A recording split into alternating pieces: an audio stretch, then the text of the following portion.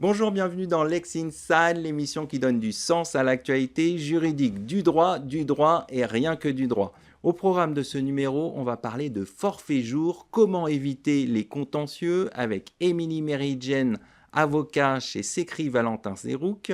On parlera également de l'impact des décisions de l'administration Trump sur le M&A avec Jean-Christophe Devouge, avocat associé chez Ores. Et enfin, on parlera des obligations de l'avocat en matière d'outils numériques avec Benjamin Pichot, avocat associé au sein de Pichot Facina Petkova. Voilà pour les titres. Lex Insight, c'est parti.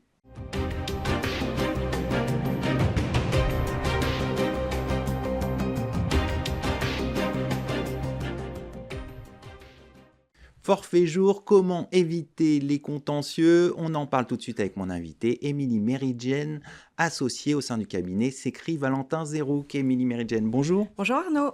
Alors pour commencer, on entend souvent dire que les cadres ne comptent pas leurs heures. Est-ce vraiment le cas en forfait jour?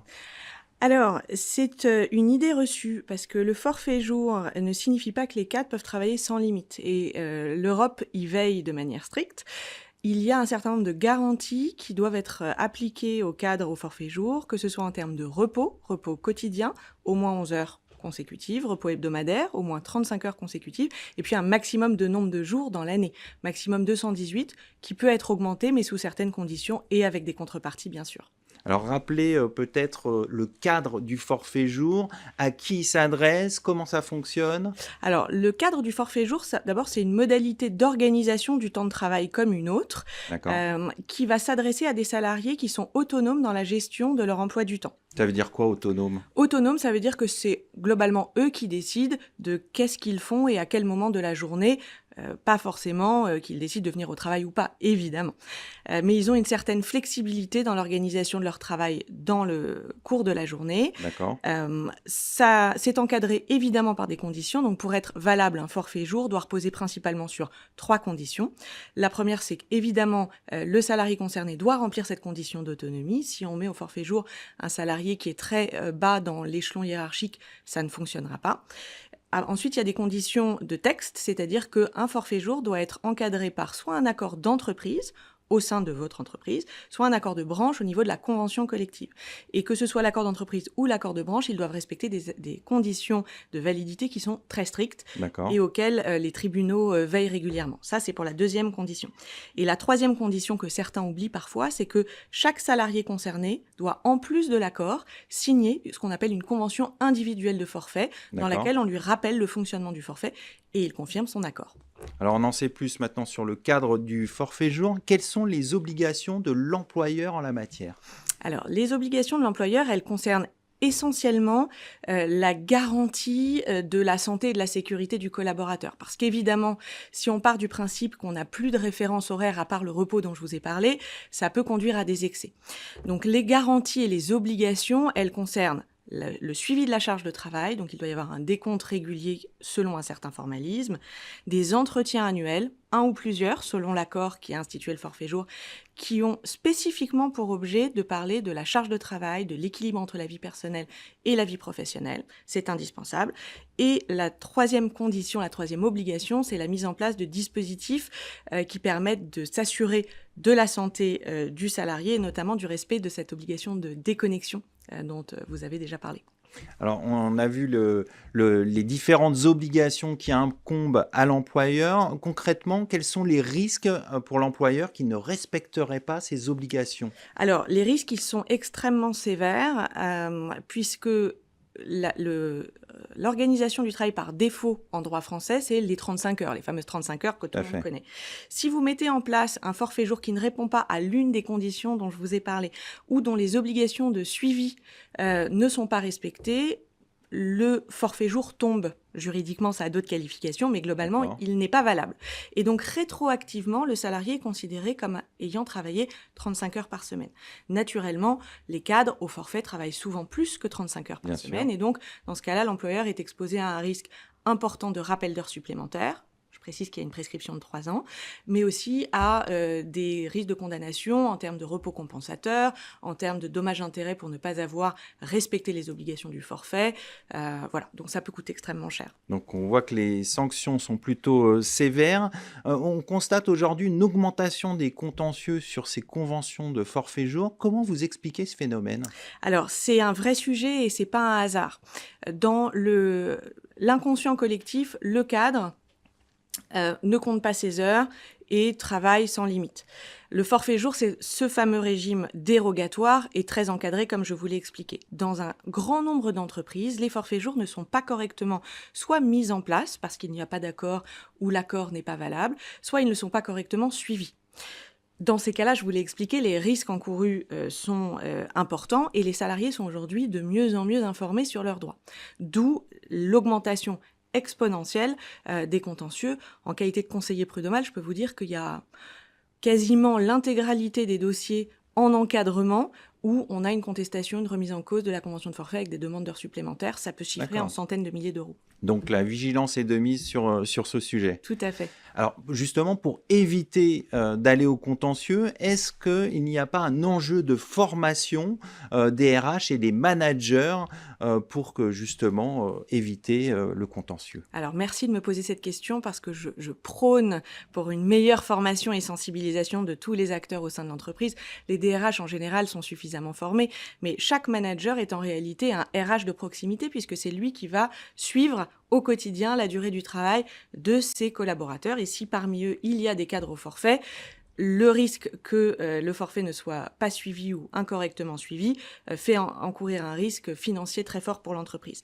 Donc moi, je prône, je plaide pour la sensibilisation et la formation à tous les échelons de la société. J'interviens très régulièrement dans les entreprises à cette fin. Et la bonne nouvelle, c'est que quand on explique simplement aux RH ou aux managers les règles à suivre et surtout les enjeux à quoi l'entreprise est exposée s'il ne les respecte pas, ça fonctionne. Et ça sécurise à 100% la pratique du forfait jour. Donc allez-y, formez-vous. Exactement. J'encourage toutes les entreprises à former leurs managers et leurs RH au bon fonctionnement du forfait jour. Au-delà de la formation, est-ce qu'il n'y a pas d'autres réflexes que doivent adopter les managers et les RH en la matière ?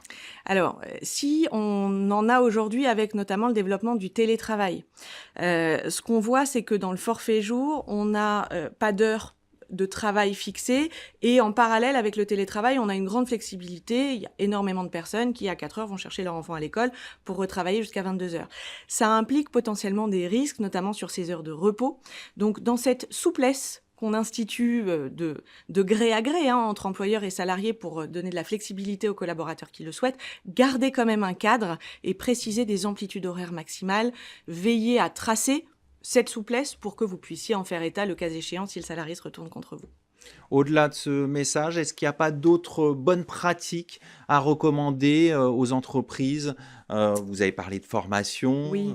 Alors, il n'est absolument pas inutile d'auditer ces pratiques et de les auditer régulièrement à l'aune des évolutions de la jurisprudence. On a régulièrement des arrêts de cour de cassation qui viennent censurer des accords de branche, notamment en disant cet accord ne correspond pas, ne répond pas aux conditions de la loi. Et on se retrouve avec des entreprises qui avaient en toute bonne foi mis en place des forfaits en application d'un accord de branche et qui se retrouvent en insécurité. Donc, auditez régulièrement vos pratiques, vérifiez que les mesures que vous avez décidées collectivement sont bien appliquées au sein de votre entreprise.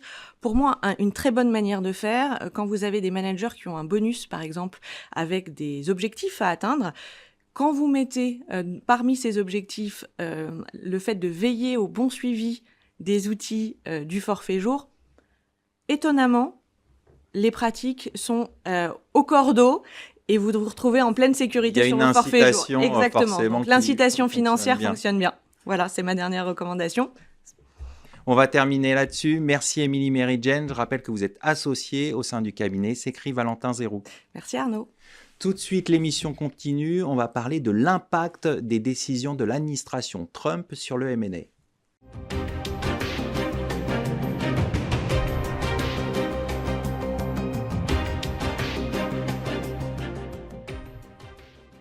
On poursuit ce Lex Inside, on va parler de l'impact des décisions de l'administration Trump sur le M&A avec mon invité Jean-Christophe Devouge, associé au sein du cabinet Ores. Jean-Christophe Devouge, bonjour. Bonjour. Depuis l'arrivée de Donald Trump au pouvoir, les opérations de fusion-acquisition ont été confrontées à de l'incertitude.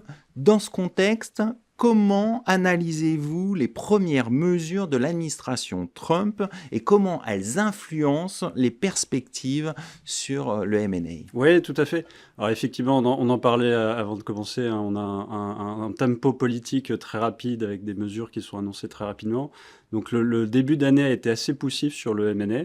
Là, on attendait une administration Trump pro-business et des discours plutôt optimistes sur la reprise du marché M&A. Les mois de janvier-février ont marqué un recul par rapport à 2024. On a eu moins 17% sur le volume mondial du M&A. Au mois de mars, une petite embellie avec des annonces d'importantes opérations, notamment dans le secteur de la tech, le rachat de Wiz par Google, une start-up de cybersécurité pour plus de 30 milliards de dollars, et également toujours dans le secteur de la tech, l'opération annoncée par Elon Musk de consolidation de sa branche X Twitter avec sa société dans l'intelligence artificielle. Et en Europe aussi, notamment des LBO importants qui ont été annoncés. Donc on a un mois de mars qui marquait une certaine embellie, un rattrapage du marché 2025 par rapport à 2024. Et puis là, on a la séquence des tarifs réciproques qui a été amorcée avec le fameux Liberation Day de Donald Trump. Et objectivement, depuis cette date, on retombe dans une période bien plus sinistre, entre guillemets, sur le M&A, avec un vrai coup de froid, un vrai arrêt, un gel des opérations.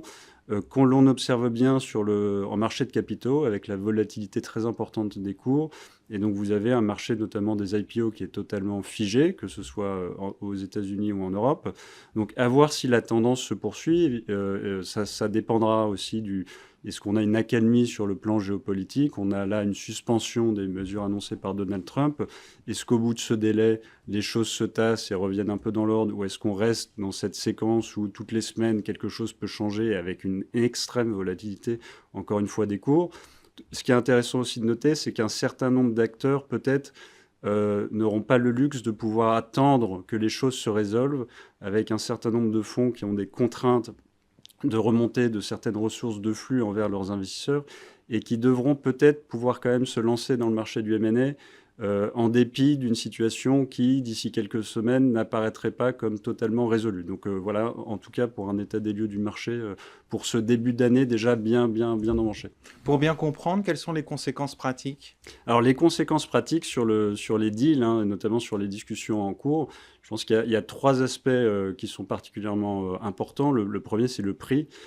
Pour les opérations qui ne sont pas encore finalisées ou même qui étaient sur le point de l'être, c'est vrai que la nouvelle situation macroéconomique peut amener certains acteurs à vouloir renégocier des conditions d'acquisition. On imagine bien les acheteurs, notamment, on est en bout de course d'un process et se dire là, vu la séquence qui se passe avec des cours qui potentiellement font moins 10%, la valorisation de la cible, on peut avoir quelques pudeurs, entre guillemets, à entériner une valeur et à vouloir essayer de la renégocier. Donc ça, c'est le premier sujet d'actualité pour les parties. En lien avec cette question du prix, on voit aussi réapparaître des questions un peu nouvelles, ou en tout cas qu'on avait un peu tendance à sous-estimer, notamment toutes les questions de taux de change. Il y a un petit glissement d'un certain nombre de devises, notamment par rapport à l'euro, et on voit pour des deals cross-border un certain nombre de parties, notamment acquéreurs côté vendeurs, qui commencent à se poser des questions sur la couverture du taux de change pour éviter que si le glissement continue, on se retrouve avec des opérations qui soient en risque, parce que si le financement avait été obtenu, on n'avait pas assez maîtrisé le paramètre d'un glissement des taux de change. Donc ça, c'est sur les conditions financières des opérations.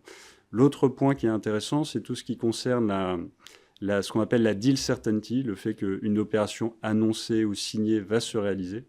Et c'est vrai que là, ça rappelle un peu la situation du Covid, l'actualité que l'on a avec Donald Trump, où les parties impliquées peuvent avoir bien plus d'inquiétude sur la perspective de réalisation d'une opération et donc peuvent faire bien plus attention à la négociation des termes contractuels pour être sûr que l'opération aille au bout dans un contexte, encore une fois, où on vit un peu chaque semaine des nouvelles extraordinaires. Et en pratique, ça attire l'attention sur deux types de clauses particulièrement. Les premières, c'est les MAC clauses. C'est les clauses qui permettent à un acheteur de sortir d'une opération en cas d'événements défavorables significatifs. Pour rentrer un peu dans la technique, traditionnellement, ces MAC clauses excluent le risque réglementaire. Donc ce que ça veut dire, c'est que si vous avez une nouvelle réglementation qui impacte une cible, le risque est pris en principe par l'acheteur, il ne peut pas sortir de l'opération. D'accord. Là, avec on va appeler ça la volatilité réglementaire que l'on observe aux États-Unis, on sent en termes de pratique de marché une volonté des acheteurs de dire ce risque réglementaire, on n'accepte plus de le prendre comme auparavant et on souhaite pouvoir sortir des opérations si une nouvelle réglementation comme les tarifs réciproques remet totalement en cause l'équilibre d'une opération. Donc ça change un peu la donne. Oui, exactement. Contractuellement, ça change un peu la donne.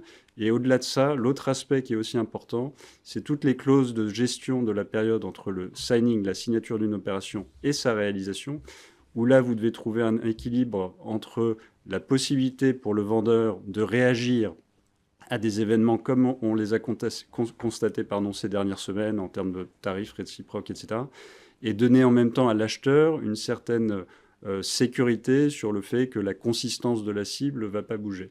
Et donc, encore une fois, et je refais le parallèle avec le Covid, on retombe un peu sur cette situation où ce type de clause, dans une période où tout va bien, elles peuvent être négociées assez rapidement, elles sont assez boilerplate, assez classiques. Et là, les parties, quand elles les discutent, en voyant ce qui se passe dans l'actualité, font bien plus attention et essayent d'anticiper le plus grand nombre de paramètres pour, encore une fois, essayer d'assurer le plus possible la réalisation de l'opération. Dernier point enfin en termes pratiques sur les opérations en cours, c'est tout ce qui concerne les processus réglementaires. On était déjà dans un environnement où on sent un protectionnisme un peu plus aigu. Pour des opérations cross-border importantes, vous avez des durées très longues d'obtention des autorisations.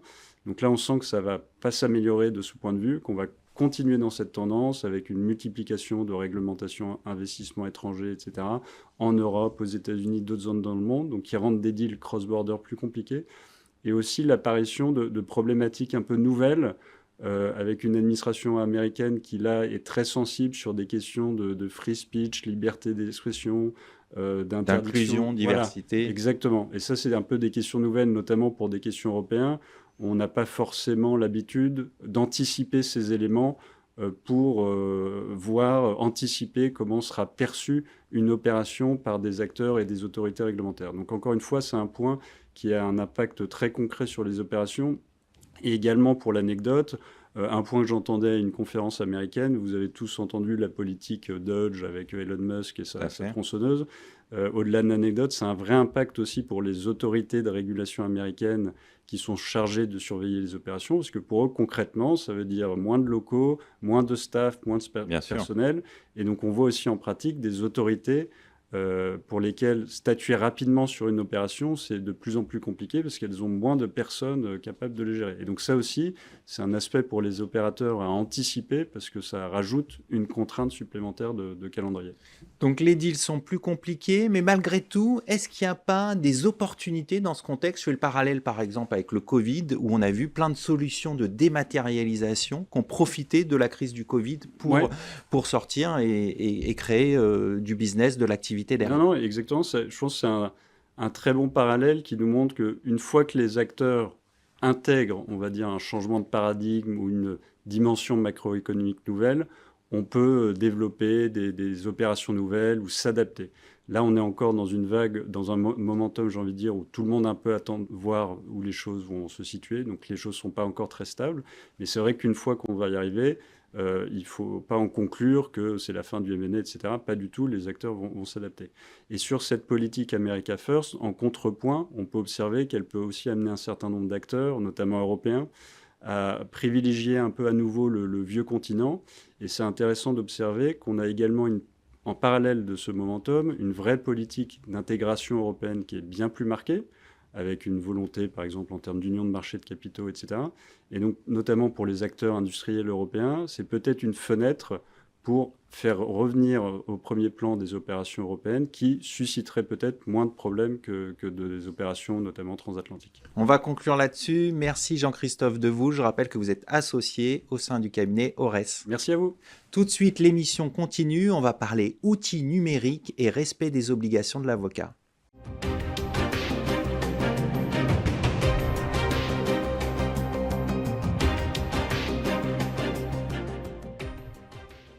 On poursuit ce Lex Inside, on va parler outils numériques et respect des obligations de l'avocat avec mon invité Benjamin Pichot, avocat associé au sein du cabinet Pichot Facina Petkova. Benjamin Pichot, bonjour. Bonjour Arnaud. La Cour d'appel de Paris, dans une décision du 24 janvier 2025, a validé la décision de Google de supprimer des fichiers de Google Drive et Gmail d'un avocat qui avait stocké des images pédopornographiques dans le cadre d'un dossier pénal.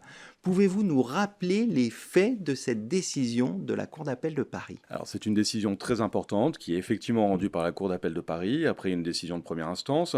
Les faits sont les suivants.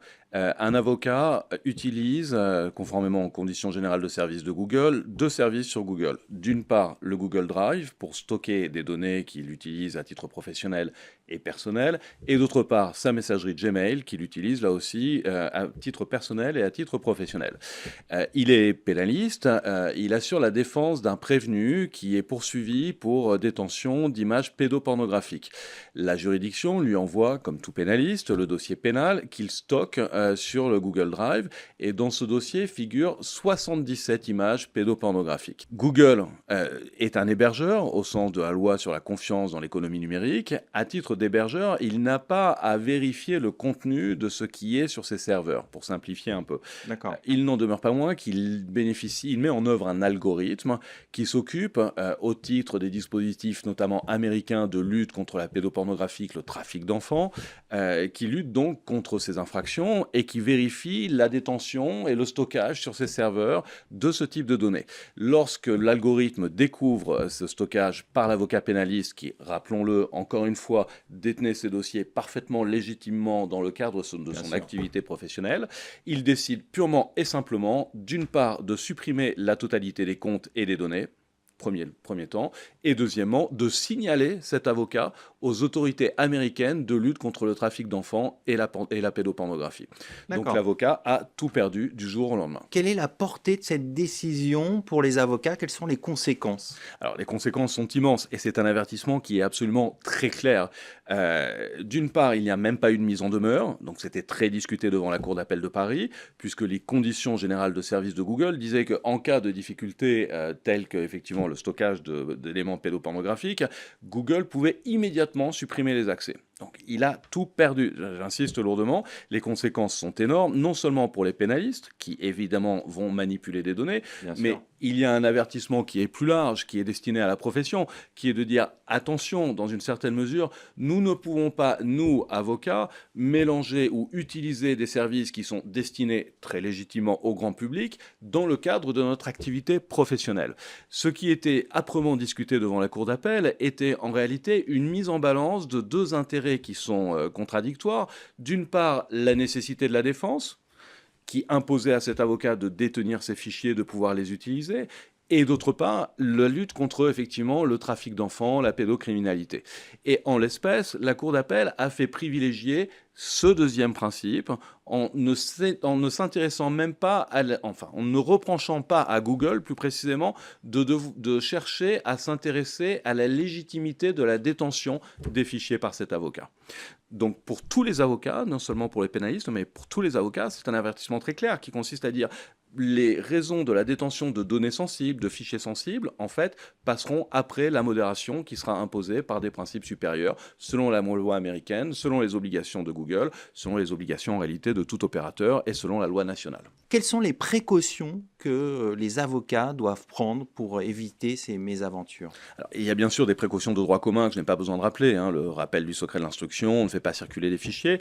La deuxième précaution qui est évidente, qui finalement ne relève même pas tellement de la déontologie, mais relève de l'utilisation quotidienne dans nos structures des outils, consiste à utiliser les outils qui sont faits pour notre profession.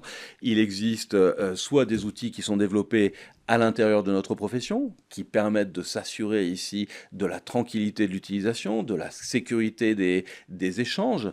On pense aujourd'hui que des confrères et entre consoeurs, on s'échange des paquets de pièces qui sont très volumineux, qui vont sur des sites internet de stockage dont on n'a plus du tout le contrôle.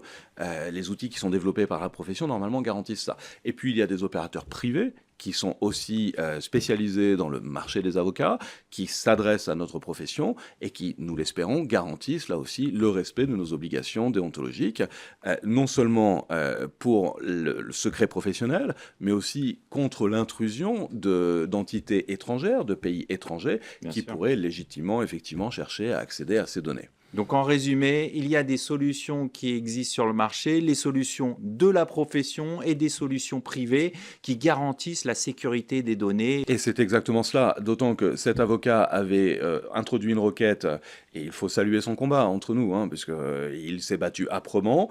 Il avait demandé le rétablissement de Google Drive, le rétablissement de ses emails, et il a obtenu le rétablissement partiel de ses emails avec ses contacts. Le reste est définitivement aboli. Donc vous voyez bien que l'utilisation, encore une fois, des outils spécialisés pour notre profession, qu'il s'agisse de développement interne, qu'il s'agisse de partenariats, comme le barreau de Paris, là on a conclu sous l'impulsion de Pierre Hoffman et de Vanessa Bouzardeau, hein, bâtonnier et vice-bâtonnière, garantissent encore une fois le respect de nos obligations déontologiques, la sécurité, le secret professionnel et surtout un exercice serein de notre profession. Concrètement, quels sont les risques pour les avocats qui, quand même, useraient de ces pratiques ? Alors, il y a deux types de risques. Il y a d'une part les risques de suppression, c'est exactement ce qui est arrivé à cet avocat.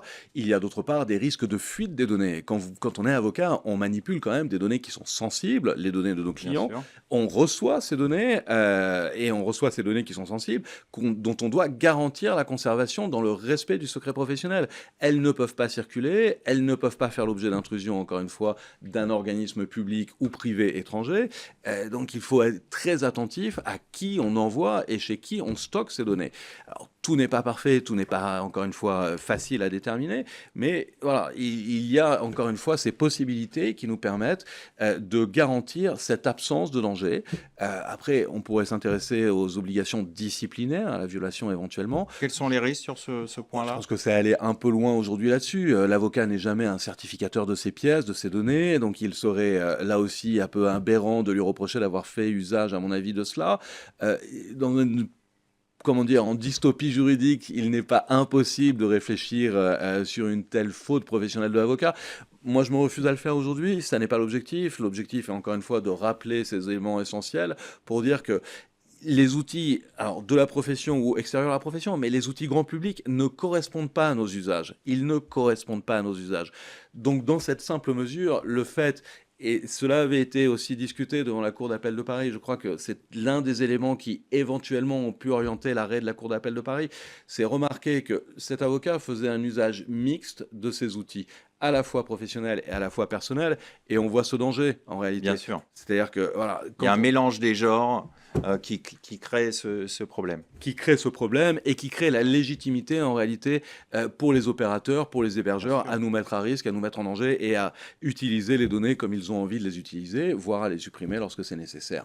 Pour terminer, c'est un usage répandu, cette utilisation d'outils grand public, comme vous l'avez dit, par les avocats. C'est quelque chose que vous constatez fréquemment ? Je pense que c'est un usage très répandu. Je pense que c'est un usage très répandu contre lequel il faut lutter. Et je pense que à l'heure à laquelle l'intelligence artificielle arrive, les problèmes vont se multiplier. Aujourd'hui, on ne peut pas demander à... On ne va pas citer d'opérateurs, mais on ne peut pas demander à des robots d'intelligence artificielle grand public de rédiger des mises en demeure, d'analyser nos conclusions. C'est tentant, c'est facile, c'est gratuit.